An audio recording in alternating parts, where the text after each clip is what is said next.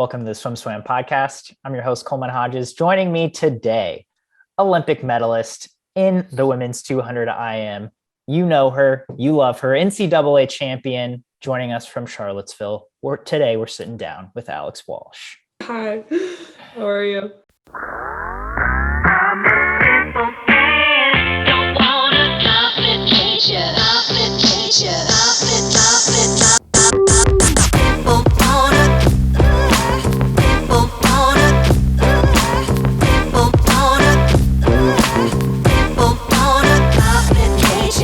You're back in Charlottesville. Things are you get to have a pseudo-normal college experience finally. How are you feeling? Yesterday was your first real UVA practice, right? Yeah, it was. Yeah, it feels awesome to be back. I just remember coming here last year and I was really excited, obviously, but with all the restrictions, it was kind of a little bit bummer and not having those anymore. The energy going into this season it's unmatched and it's really awesome. And I've just been really getting to enjoy every second that I am getting to experience with my teammates still. So yeah, I'm really excited. You guys put on such a dominant NCAA performance last year. The energy this year is unmatched. I'm shaking in my boots already. You're nervous? Yeah. It's a little intimidating. We're heading full force into this season. We've had a couple team meetings already. And we've had a couple just like girls team meetings as well.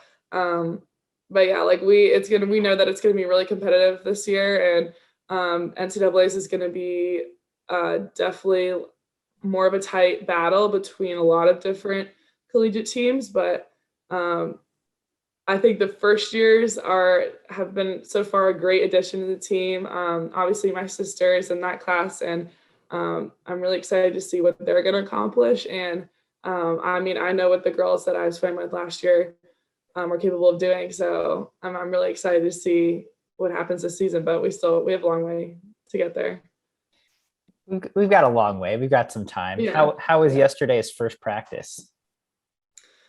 Oh, it was fun. We lifted in the morning and then swam in the evening. And we did a lot of, first we started off with some 25s, like practicing our streamlines. And I really appreciate that right now, just because I know that will be very short-lived and soon it's going to be a really grueling couple of weeks. But yeah, it's really fun. I think the energy on the first day is always really exciting. People are just like getting really jittery and anxious and stuff. But yeah, it was good. It was a nice little first day.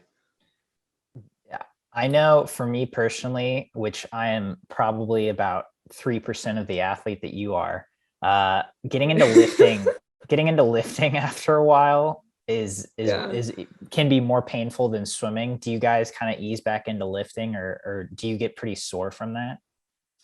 Yeah. Actually, we probably ease more into the swimming than we do with the lifting, which for me is kind of more difficult because I would say I'm not the best. I'm definitely not near the best weightlifter on our team. I got a long way to go in terms of weight. I made a lot of progress last year. My first year was kind of the first time that I was starting to get really intense in the weight room. So I would say I've come a long way, but still got a long way to go. But yeah, our weight coach was like, all right, we're getting right into it. No breaks. We're going. And I was like, yeah, so I'm really sore right now. And I lifted a couple times last week. Still feeling the repercussions from that, but yeah. Do you have a favorite lift or a lift where you feel like you excel? I personally like bench pressing the best because I think my arms are a lot stronger than my legs. And yeah, I can tell you my worst lift is power cleans. I'm really bad at those. I think I'm just too tall. It just takes a lot for me to get that bar up. But like I've said, I'm getting a lot better. So hopefully they won't be my least favorite for that much longer. But yeah. Yeah. Nice. Okay. So UVA training is going well. First day is completed. Let's back it up. You had a big summer. You had such a big summer, you couldn't even furnish your apartment this year. No, could not finish it. Your computer's on a stack of books instead of a desk right now, which I Yep. think is great. That's how I roll. Who Yeah. needs a desk anyway? I mean, my rug came in last week. Really pulled the place together. So yeah, it was really big summer. uh, I love that. Time the room together with the rug. Yeah. Sorry, we're getting off topic. Um, you're heading into Olympic trials. What events were you planning on swimming at Olympic trials heading in? Did you even have an idea of what events you would swim? Yeah.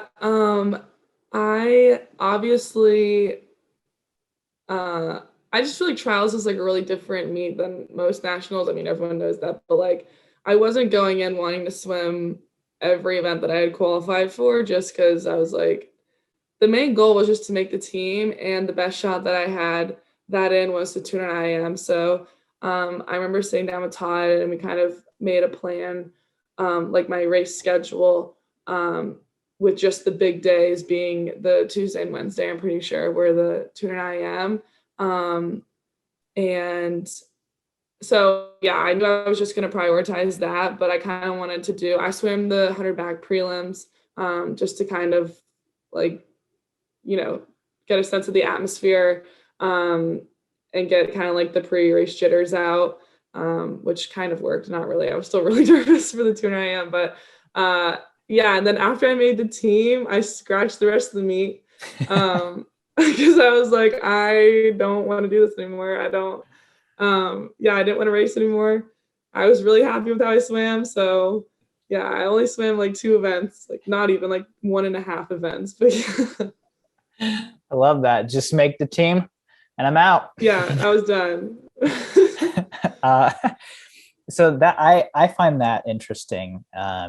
Obviously, well, maybe this isn't obvious. I don't know if everyone knows this. Pan American Games 2019, you're 3-time gold medalist in the 200 IM, in the 200 backstroke, and in the 4x2 relay. Was the 200 free and or the 200 back on your radar at all? Yeah, it was. Okay, yeah. So like my coach was throwing around Blair Bachman. I trained with her like all both semesters. And heading into trials, I kind of switched more and trained with Todd. But Blair and I were talking, and she was like, I really think you should swim the 200 free, because I did really well at it at NCs as well. I won a best time. I dropped like 2 seconds. So that was definitely on the radar. But just with the way that trials, the schedule worked out, I didn't want to sacrifice the 200 IM. So I chose to opt out of the 200 free. And then, yeah, I knew like 200 back is after the 2 IM, so I definitely could have swam that if I wanted. But I kind of have like a really weird relationship with the 200 backstroke. Like I really have to be in the mood to swim it and like really want to swim it in order to kind of do well. And like I've struggled with swimming that event in the past just because it's very painful and I think I'm like a little bit traumatized from it. But yeah, I like wanted to scratch it. I didn't feel like it was worth it to swim it, but I do like swimming at short course. So I think I'll be swimming it at ACCs or NCs or who knows what I'll be swimming this season. But yeah, I mean, you'll see me swimming 2 back at short course for sure. Here's the thing. I could have swam the 200 back, but I didn't want to. Yeah, exactly. I mean, yeah, I just was like, I honestly don't need to swim it. It will not bring me any more fulfillment than I've already gotten. So I was like, I'm gonna pass. It it pained me so much to see that the 200 IM and the 200 free for women were on the same day. I know, Because honestly, that really surprised me. I feel like that lines up with like a lot of people swim both. I don't know, it's weird. and it's I guess maybe not so much individually, right? But for that relay spot, it really hurt a lot of people who seemingly would have swam both. Yeah. And so I mean, obviously you made a great decision. You made it in the 200 IM, but I am curious as to the reasoning, just because obviously 6 spots in the 200 free, or potentially 6 spots in the 200 free versus 2 spots in the 200 IM. How did you, grapple with that math and ultimately land on the 200 IM? Yeah, I kind of like knew, and I just felt like I had a better shot at making it in the 200 IM. Obviously, you're right, like the stakes are a lot higher just because there aren't as many positions to swim that individual event. But like I had spent the past like 2 years of my life just training for the 200 IM. And I kind of just wanted to see that through and give everything I had. And like, even if I hadn't have made it in the 200 IM, I don't think I would have regretted the decision of opting out of the 200 freestyle just because of the amount of work that I dedicated to only that one event. Going forward, I think that I will definitely try to swim the 200 free at like the world champ trials and obviously like Olympic trials. So, and I hope that like my schedule will allow me to do that, just because I think that this year my freestyle and specifically my endurance freestyle has just really taken off. So compared to where I was in 2019 on that 4x200 freestyle relay, I think I could probably go faster than that. I'm pretty sure I could go faster than that. I hope so. And I think that would like put me in a really good contention for doing well in that event. I don't know. I hope to swim it. I actually really like the 200 freestyle. I've been to Blair's workouts. I don't envy you. So but I do believe you that that you're in good aerobic shape, especially for the 200 long course free. So you make that decision, you swim the 200 IM, prelim, semis, yada yada, you make it through. But that final, let's talk about that. Yeah, that final, that was crazy. Your nerves going in. Can you start with that? Yeah. Well, actually, I'm gonna take you back to semis, because really my nerves were a lot higher for semis than they were for finals. I think like I remember before that evening, before I headed out to the pool, like I was a nervous wreck. Like I was crying in my room. Like I was just freaking out. And like my dad came up to me and he was like, he tried to console me and everything. And I was just like venting. I think I was so worried about putting myself in a position where I was going to be confident for tomorrow night. Like I was worried, like I wanted to be like top 3, and I was just placing like going into tomorrow or the next night. And I was placing so much pressure on myself to put myself in a good position for finals. And that's like what made me just really start to freak out.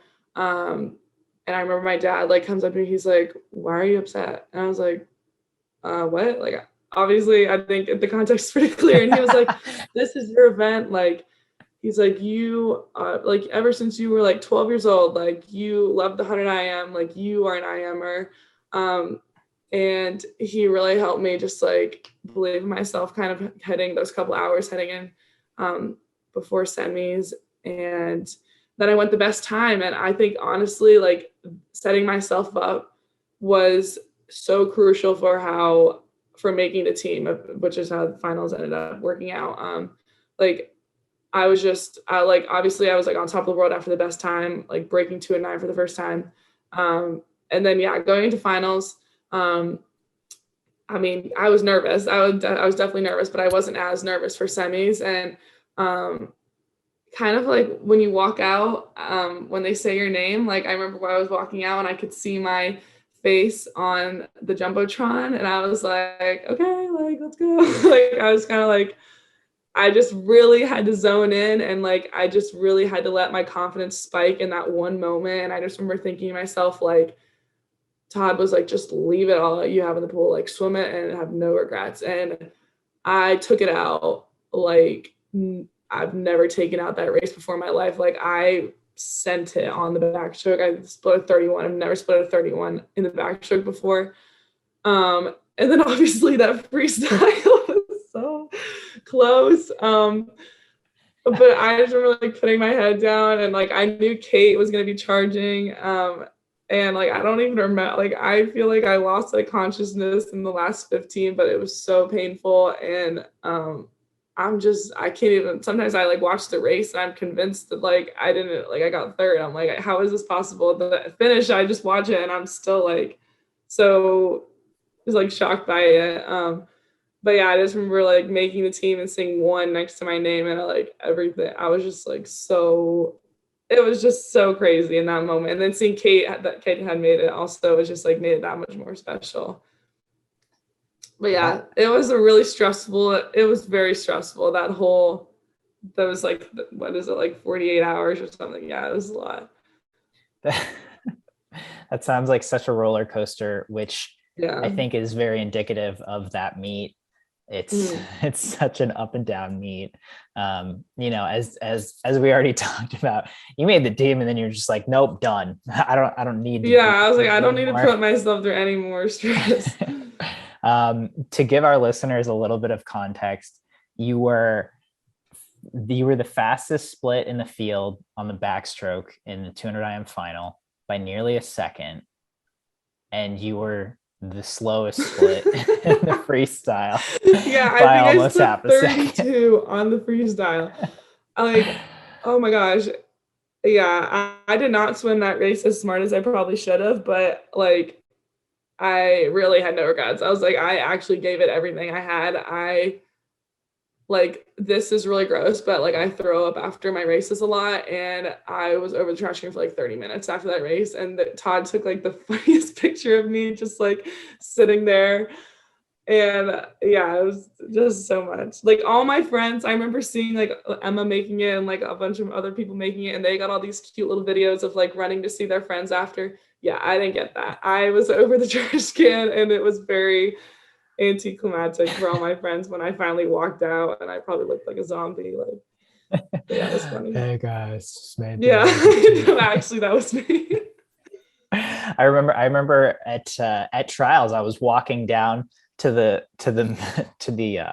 conference room, and I saw you over the trash can with Todd standing. I was like, glad she made the team. Yeah, I know. Glad I made the team. I remember giving you a little thumbs up, and then mosey on. Oh my gosh, that's really funny. I didn't know you saw me there. Well, it's like I hope she's okay, but then obviously you came to the press conference after. You seemed okay. I was like, all right, cool. Yeah, so that was trials, and then you get to go home for a week. Did you go to Nashville for that week in between? Yeah, I went to Charlottesville for I think like 2 days, not even. And then I got all my stuff. I had packed before trials just in case I made the team, and like I just took all my stuff and went home for like 5 days. So yeah, I was in Charlottesville for just a brief period of time. And then you go home, and then you go to the Olympic training camp, which I think we can rename the UVA training camp. You guys that's how I'm feeling. Yeah, we were on like group together. You guys had 5 UVA girls all training together. I think Claire Curzan got thrown in with you guys some days as well. Yeah, she was with us. So how did things in Hawaii go for you all? I'm guessing the energy was pretty good. Yeah, it was good. Hawaii was really fun. Like it was just so beautiful. So you really can't complain when you're swimming outside and it's like sunny and everything. Yeah, I like the first day I remember like kind of feeling a little bit nervous because I was like, oh my gosh, like so you kind of when you're like obviously this is like my first it was my first A national team and it's the Olympics too. Like I was, sometimes you feel like you don't really belong. But I think it helped like having when the team was like so much younger and like I was kind of part of that group, having all my friends be there with us and like training with them, that really helped kind of create like a sense of belonging for me. And yeah, I mean, like I didn't swim that. I swam like a little bit when I was back in Nashville, but like, really like we were like, all right, let's get back in shape like as fast as possible. So it was just, yeah, we grinded for 2 weeks, but it was really fun. And I would say it definitely, like my favorite was when we had like our like whole combined like girls teams practices. Those were fun to do together. But yeah, it was great. What whole combined girls team practices is in all the UVA girls, all the USA girls? What was that Like like? all the USA girls. I think we had a couple of those, and those, yeah, I really liked the girls team. They were really fun to be with. Was there a standout set for you? Yeah, there was, but not like so one of the days I went with Greg and a bunch of the Stanford girls, and I think like Ryan and Phoebe were there too. And we did like an endurance IM set, and I went in and I was like, all right, endurance IM, like this is my thing. Um Maybe it was just an off day, or maybe I was just really not feeling it, but we were doing like like 300s or 200s. I am like, whatever, I don't know, so bad. And I just remember like totally not doing well on that set. And like Phoebe, I was in a lane with Phoebe, and she was like, you sure you don't want to go? And I was like, no, you got it, like you got it. And it was just really funny. I think that was like the day that honestly helped me like get like really push myself, even though I didn't do that well. And like I kind of really like forced myself to get back into like the groove of everything and really challenge myself. So, even the bad days had good parts to them. But yeah, I remember that one and like really struggling that day. But I think it helped me, 2 weeks down the road. So I ended up working out. Yeah, I mean, like you said, some days you just got to grind it through, and then boom, Yeah, you're in shape. exactly. Yeah. But yeah, I've seen Greg's IM workouts. Yeah, it was hard. Oh yeah, like Brooke was with us and everything, and she was like, "Yep, like this is what we do all the time." I was like, "Oh, This is my life. yeah." Okay, so Hawaii goes well. It sounds like obviously coming out of it, something worked. And then, just getting to the Olympic Village, was that an experience in and of itself of just really getting to be there and being like, okay, I'm here at the Olympics? Yeah, the whole process was it. I mean, it was a really long process, and like obviously, like our flight got delayed and everything. Like it was pretty chaotic. Um, but yeah, I just remember like getting to the village, and I don't know. I mean, I felt like I was just like like my eyes were just so wide, like just trying to absorb everything. I didn't really know what to expect um, going to Tokyo. Uh, so I really just was like, I probably had like my mouth open the whole time. I was just like, okay, like trying to absorb everything as fast as I could. But once we got to, well, I guess we didn't immediately go to the village. We stayed in a hotel first. So I think that kind of helped like us acclimate to being in Tokyo. And then we moved into the village and like started training at the Olympic pool. And that was really cool. I remember like walking into the pool the first time and like seeing the stands, and like the rings were just everywhere. And like that was really surreal. Um, but yeah, I mean, like once we got there, like it was go time. Like it felt weird being in Hawaii. I was like, I can't believe I'm going to race at the Olympics in like 2 weeks. And then getting there finally, you get a little bit more focused. So yeah, I kind of had to do that, like just make sure that I was doing everything I could to prepare for my race. That was in like a week or so, I think I had. Yeah.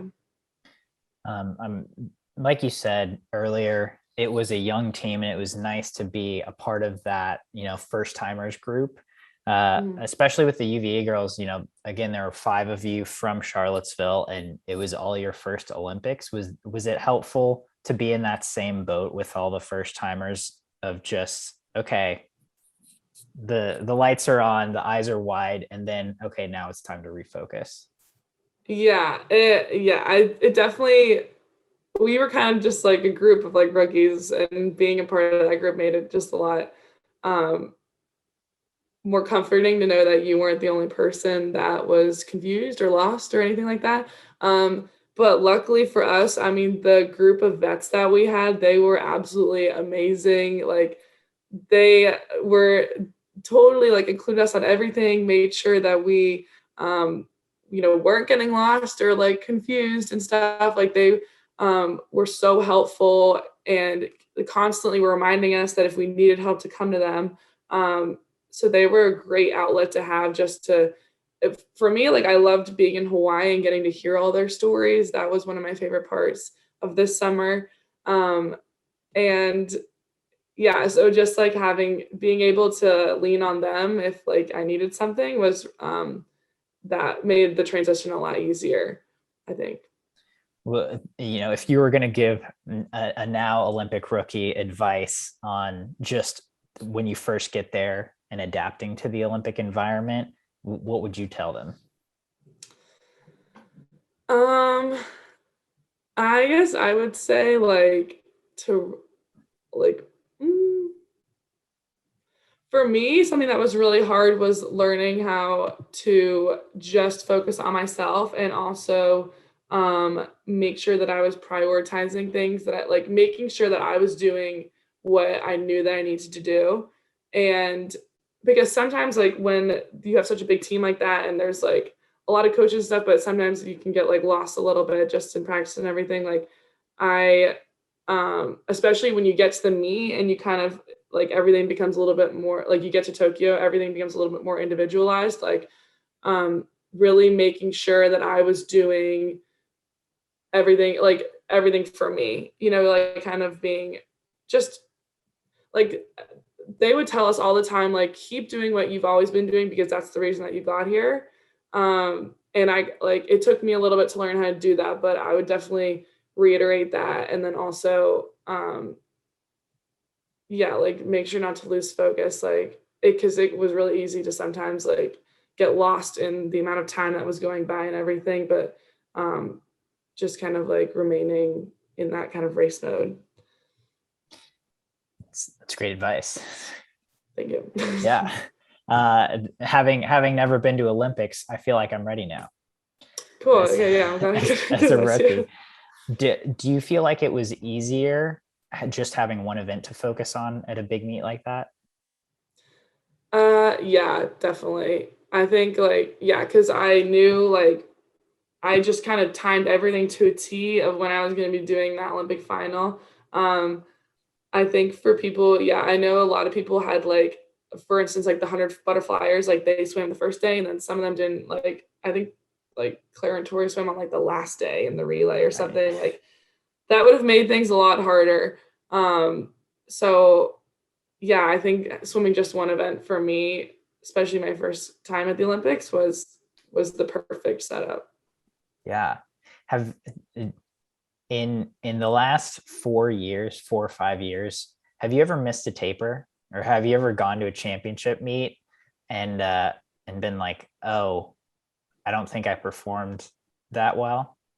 Yeah, yes, definitely. Like in my senior year of high school at our short course like March meet. So this was right before COVID like took over. I did not swim very as fast as I went. I like had huge expectations for myself going into that season because I just come off like draw like I think I went like 153 the year before in the 2 and I was like I want to go like really fast, and then I did not go fast in like any of my events, and I just remember like that was a real turning point for me um in terms of like approaching meets and like approaching taper because I don't like I it's very fuzzy now because it was just a long time ago, but something was definitely like different. um so yeah, I would say me and my coaches like learned a lot from that meet.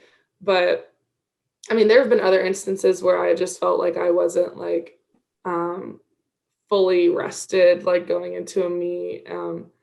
But yeah, I think like I had a conversation with my coaches like before trials and the Olympics, like with Todd and Blair, and I was like, this is what I want to do. Like I really feel like I need more rest than I had normally gotten. So yeah, I mean, I would say now, like I wouldn't. I mean, no one. I don't think ever knows like what the perfect taper is, but I would say this summer was a really good indicator at what I need that's going to yield the best results, which I'm very happy with. it seems like a great thing to know, to to Yeah. know what works for you in the resting period. And Mhm. obviously that trials Olympics double taper, I don't, to me that seems like a huge puzzle, but obviously Team USA, knows what they're doing with that one. Yeah. Did you Yeah. taper in a similar way, do you feel, heading into the trials and the games? Yes. Yeah, I would say yeah, definitely. It Okay. was, yeah, I mean, I fully rested for trials. I think like the break is like it was kind of like ACCs, NCs, but a little bit longer of a break, which I think was key in just making sure that I was like I had like fully peaked back to like being in shape and everything and having my endurance and stuff back, and then re-resting. Um, but yeah, I mean, I think being a collegiate athlete and then having that double taper earlier in the year will help me like see what I needed to do in going into the summer. Absolutely. And Yeah. so then you get to the games, you have your one event, prelims, semis. Can you take me through that process? How do you feel like that went, especially knowing kind of what to expect in that process from trials of the prelims, semis, finals? Yeah. Um, I would say like the main difference between competing at trials and then competing at the Olympics is like for me, I like to kind of like it's really easy to gauge how the race is going to go when I'm competing just with Americans because like I've raced these girls like my whole life. So I would say that was like a big hurdle for me competing, on the biggest international stage is like I didn't really know like I didn't really know how the other girls were going to swim it, and I didn't know if that was going to affect me and anything. Um, so I kind of had to like, I really learned how to swim my own race at the Olympics, that's for sure. But yeah, so that kind of made me like really nervous just because I didn't really know like what, like, I feel like at trials, I kind of had an idea of like what I needed to go at every stage to qualify and then make the team. And then here I was just like, I don't know what to do. And that made me really nervous, like, especially for prelims and semis. Um, but yeah, I mean, I think that having three sub 2:10 swims over the course of 36 hours is like I'm very proud of myself. I think that was exactly what I needed to do. Um, and obviously, yeah, I was really nervous. People like going into the games, people were like, "Oh, you won't be as nervous as trials. Like trials is a pressure cooker. They do that on purpose." Yeah. No, I was really nervous for the Olympics because like you just kind of like especially when you're one of the first when you're not one of the first events like I was in the middle of the games and you see everyone medaling and you're like I want to medal like yeah I found myself just getting really caught up in like seeing people medal and like how they got all these Instagram followers and I was like so caught up in the fame and stuff that like and I just really like I remember the night before finals and I called my parents again and like I really had to like convince myself like I didn't need like that doesn't really matter. Like it's so short lived, like it doesn't matter.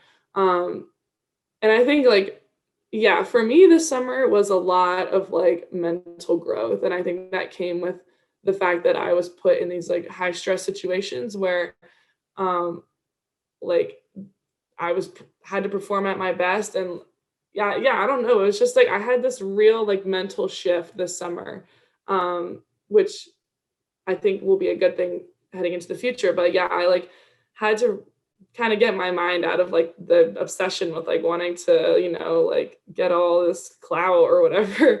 And I realized like being there that the only thing that really mattered was that I was just going to do my best and like try to represent my country um, as well as I could. And I remember I was so like tired of being nervous. I was just like, I'm so sick of feeling nervous. Like I want to just feel like excited and happy. And so yeah, like before finals, sitting in the ready room, I mean, the nerves are there for sure. But I remember like walking out when they call your name and I was like, oh my God, I've swam this race 1,000 times. Like, I know what to do. I was like, and I think I was like mouthing stuff to myself. I was like, oh God, I hope the camera's not on me. Like, I'm like trying to like, like talk myself up and stuff. And I just remember getting on the blocks and thinking like, exactly what to do.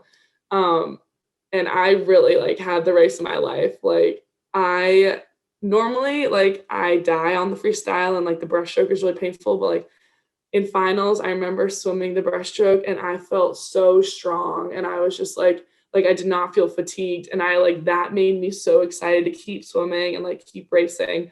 Um and like that never had happened before. I don't know, it was such like a moment of clarity for me. It's like so cheesy, but it just like happened and it was so awesome. Like I just remember feeling so strong and so fast on the breaststroke and like that made me so excited to do the freestyle and like yeah, it was just an awesome race, and then, like, seeing that I medaled and then Kate medaled, um, it was just so cool, and, like, that was just such an awesome race. I just felt like this summer, I was just, like I was such a good racer, and, like, that's what I needed to be, and I had like, in previous summers, I've always, like, found myself I had, like, a lot of confidence issues with, like, being a good racer, and, like, to have that finally come to fruition, like, at the perfect timing was just, like I don't know, I just like, my career, I just am so excited, and, like, I'm just so happy with how it panned out.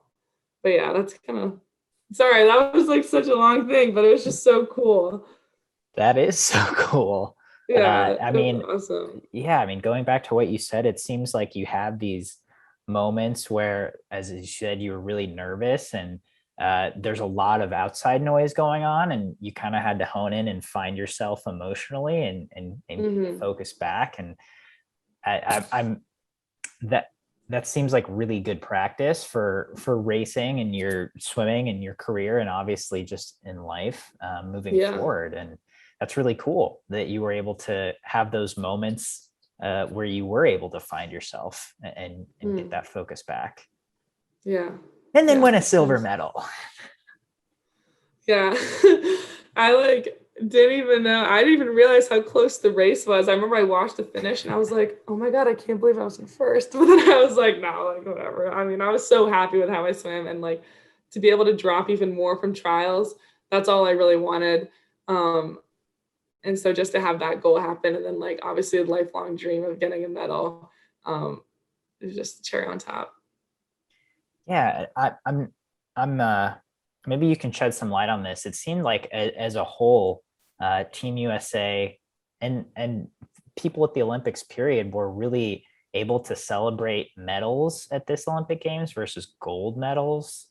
It Mhm. was super cool just seeing people get really excited about silver and bronzes and really recognize and make it known in public like, hey, this is a really big accomplishment. It doesn't just have to be gold or else it's like a failure or it's not, it doesn't live up to some Yeah. expectation. It's like I did my best and I performed and I get this medal of any color and it's a big deal. Yeah.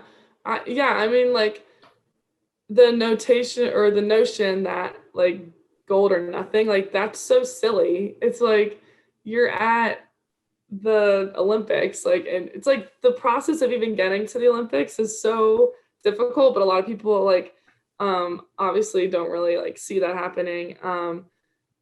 So I think like yeah, the mentality for us as a team, and I think like the context of COVID happening also just like made every accomplishment worth celebrating no matter I mean medal, no medal, gold, silver, bronze, it didn't matter. Like this was just like for everyone kind of like showing how our perseverance through this really tough time um, has worked off or has paid off, I guess. So yeah, I mean, yeah, I think like everything, every swim definitely was celebrated and deserved to be celebrated um, for that reason. So then with this swim at your Olympics, you got the Instagram followers, you got the notoriety. One site in particular, Sussy Swim News. You've become the Sussy Swim News darling. I think they're big fans of yours. What do you think of Sussy Swim News?